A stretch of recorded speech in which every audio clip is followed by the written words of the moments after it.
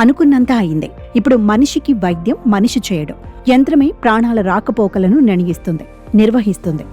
Artificial intelligence చేతిలో మనిషి ఒక రకంగా కీలుబొమ్మగా మారుతున్నాడా అనే ప్రశ్నకు చైనా తన స్టైల్లో అవును అంటూ కత్తిని ఎగరేసి కమాన్, దమ్ముంటే చూసుకోండి అంటోంది. ఏఐ రంగంలో మరో విప్లవాత్మకమైన అడుగు పడింది. ప్రపంచంలోనే మొట్టమొదటి కృత్రిమ మేధస్సుతో పనిచేసే హాస్పిటల్ను రూపొందించారు. ఏజెంట్ హాస్పిటల్ అనే వర్చువల్ ఆసుపత్రిని చైనాలోని ప్రముఖ సింగువా విశ్వవిద్యాలయం పరిశోధకులు అభివృద్ధి చేసి అధికారికంగా ప్రారంభించారు. ఈ ఏఐ హాస్పిటల్లో 14 మంది ఏఐ డాక్టర్లు, 4 వర్చువల్ నర్సులుగా ఉన్నాయి. చాట్ జీపీటీ 3.5 టెక్నాలజీ ఉపయోగించి ఏఐ రోబోలు డాక్టర్ల పాత్రను పోషిస్తున్నాయి.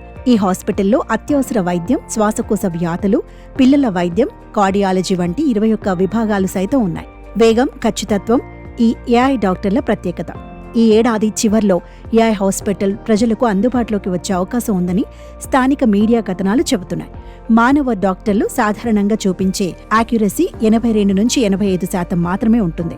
కానీ ఏఐ డాక్టర్లు చేసే ట్రీట్మెంట్ యాక్యురసీ 93 వరకు ఉంటుందని పరిశోధకులు నిర్ధారించారు.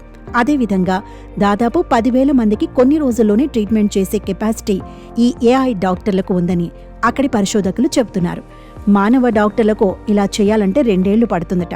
ఇది సక్సెస్ అయితే ఇక అభివృద్ధి చెందిన వేరే దేశాల్లో సైతం ఇలాంటి హాస్పిటల్స్ వచ్చే అవకాశం ఉందని నిపుణులు భావిస్తున్నారు. ఏఐ డాక్టర్లు మరింత అభివృద్ధి చెందితే కొన్నేళ్ల తర్వాత మానవ డాక్టర్ల పరిస్థితి ఏమిటనే ప్రశ్నలు సైతం ఉత్పన్నమవుతున్నాయి.